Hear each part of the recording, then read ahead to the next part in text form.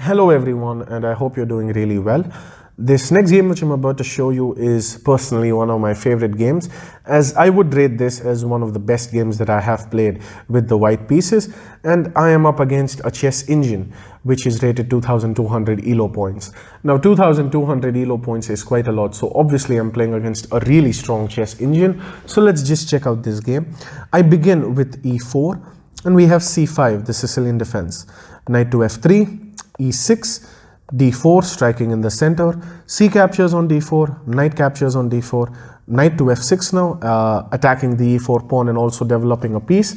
And we have knight to c3, defending the e4 pawn and developing a piece.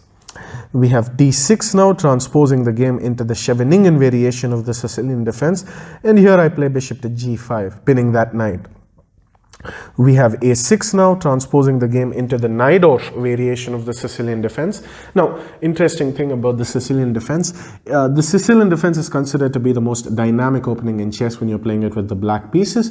The main reason being that it has a lot of variations inside it. You have the Taimanov variation, you have the Scheveningen variation, you have the Najdorf variation, you have the dragon variation, you have the hyper accelerated dragon variation. You have lots of variations in the Sicilian defense. And it is also said that if you want to win a game of chess with the black pieces, it is recommended that you deploy the Sicilian defense, as it can give you a lot of counterplay. So after the move a6, I play f4 now, locking my own dark squared bishop, and we have queen to b6. Queen to b6 attacks the b2 pawn. So you could defend the b2 pawn by playing knight to b3.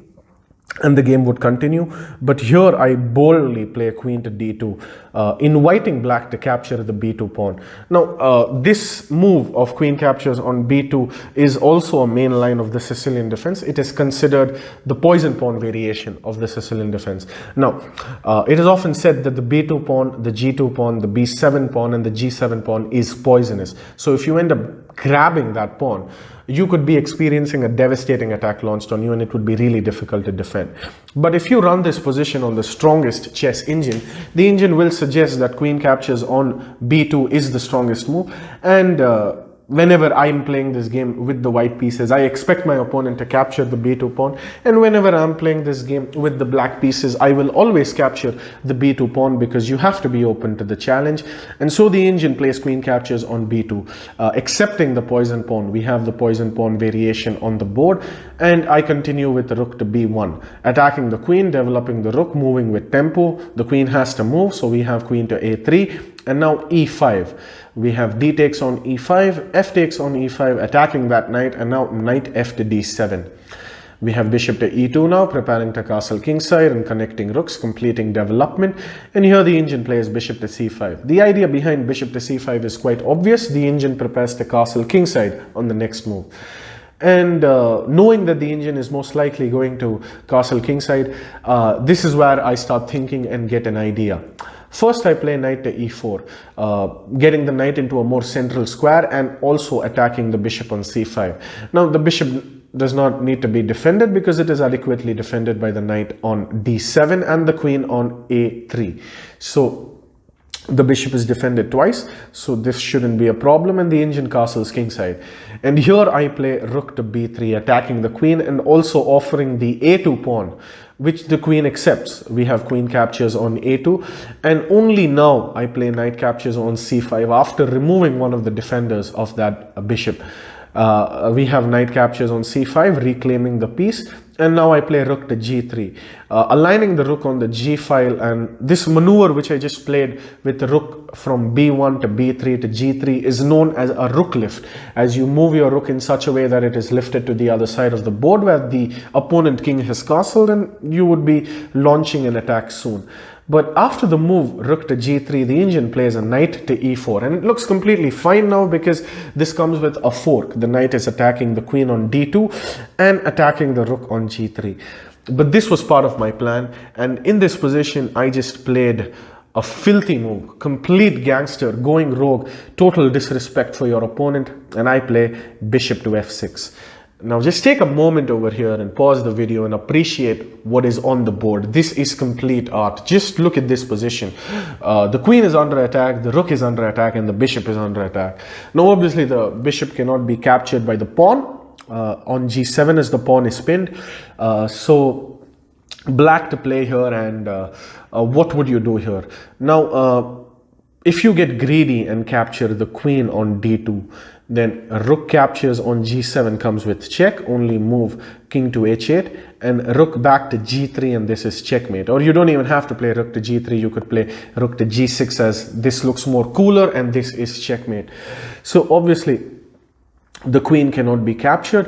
What happens if you capture the bishop? If you capture the bishop, knight captures on f6. We would have e captures on f6.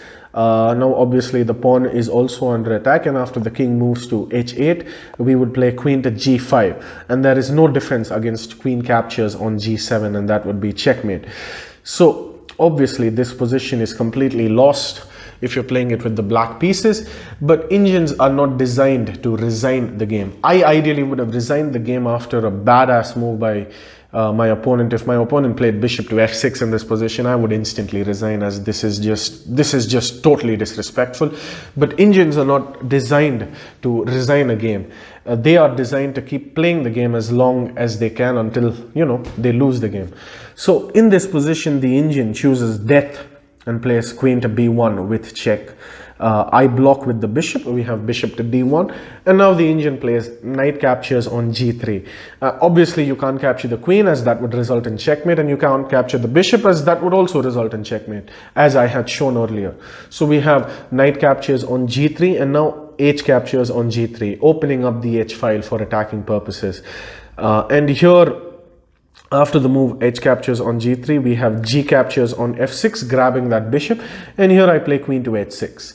Now, there is no defense against queen captures on h7, which would be checkmate, so you have to move your rook, but even if you move your rook, the king cannot escape, because the f8 square is blocked by the queen, by the white queen. So the Indian continues the game by stretching it more longer. The Indian plays queen to b4 with check. We have king to f1, and now the Indian plays queen to b5. We have knight captures on b5. Now obviously you may be thinking, why did the Indian sacrifice the queen? Like I said, Indians are designed to play a game which would last at the longest duration, as they are designed to never resign the game. So we have knight captures on b5, and now rook to d8. And here I play knight to d6 now, making sure that the rook does not grab the bishop with check. So we have rook captures on d6, and now e captures on d6. We have e5 now, and now queen captures on h7 with check. Only move king to f8, and as my pawn covers the e7 square, I just play queen to h8, and this is checkmate.